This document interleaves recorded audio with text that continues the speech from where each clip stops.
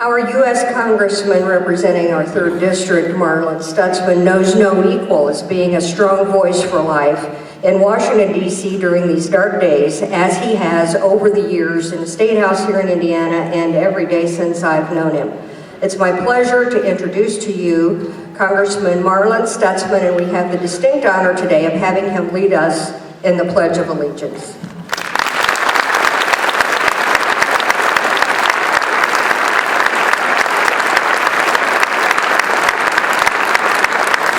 Good morning. If you would all stand with me as we pledge our flag. I pledge allegiance to the flag of the United States of America and to the republic for which it stands, one nation, under God, indivisible, with liberty and justice for all. Thank you. You may be seated. Well, it's a real privilege to be here with you all again today, and it's good to see so many people coming out on a brisk day. We've had worse days before, so it's not too bad. And it's always good to escape Washington and to be back home. My wife Christy and our sons Peyton and Preston send their regards as well. They were not able to be here with us. Preston woke up this morning with a cold in his eye, and I don't know what else is coming behind that, but I know the flu season and the cold season is here. But it's so good to be here and to be a part of this gathering and this event, especially remembering the 40th anniversary of Roe versus Wade.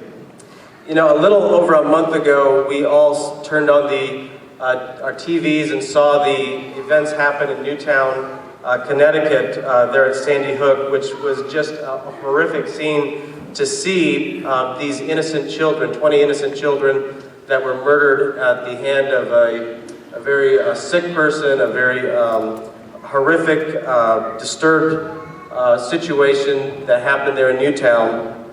And you know, just as horrific as that was, just yesterday alone, across our great land, 900 children were murdered in the womb at the hands of Planned Parenthood. We know that there is no distinction. Those of us who are pro-life know there's no distinction between those children that were murdered at Newtown and those who were murdered in the womb at the abortion clinics across our country.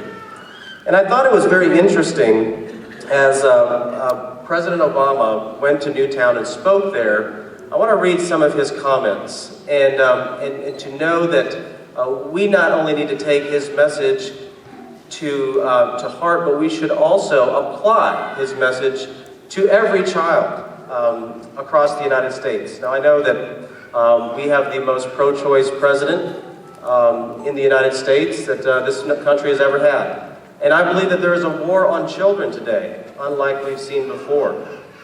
I want to read his comments. Quote, "Can we honestly say that we're doing enough to keep our children, all of them, safe from harm? If we're honest with ourselves," he continues, "the answer is no. If there is even one step we can take to save another child, then surely we have an obligation to try." End quote. The most pro-choice president said these comments in Newtown. So I would say, Mr. President, if you're serious about protecting every child, then we must stop funding Planned Parenthood, taxpayer dollars.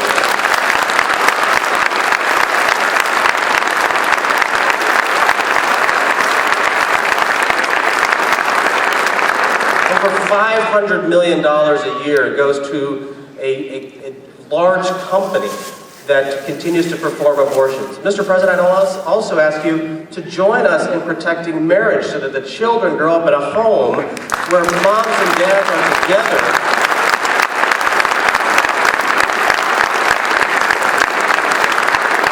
Join us in adopting strong adoption measures, promoting adoption rather than promoting abortion. These are things that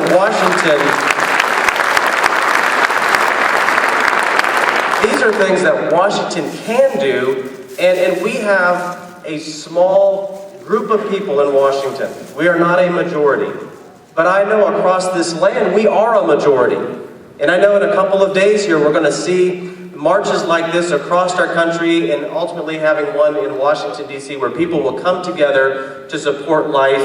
And if we, as a society, will continue to remember what life is and how life works and who gives us life, and that life is a gift from God, I believe that we will continue to change the hearts and minds of people that will ultimately help us to win this challenge that has been a blight on our country over the past 40 years. I want to say thank you to Indiana Right to Life, to Allen County Right to Life, to Kathy Humbarger, to each of you for coming out today and standing for life.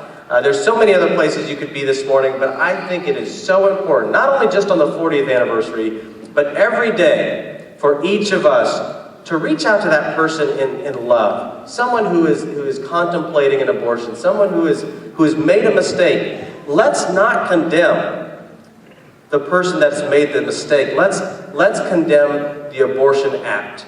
And let's, us as Christians, as those who love our community, those who want to make a difference in our community, reach out to people in love and show them that there is another way. And that's how we're going to win those people, when we show them that we care. Thank you for being here this morning. God bless you. God bless you.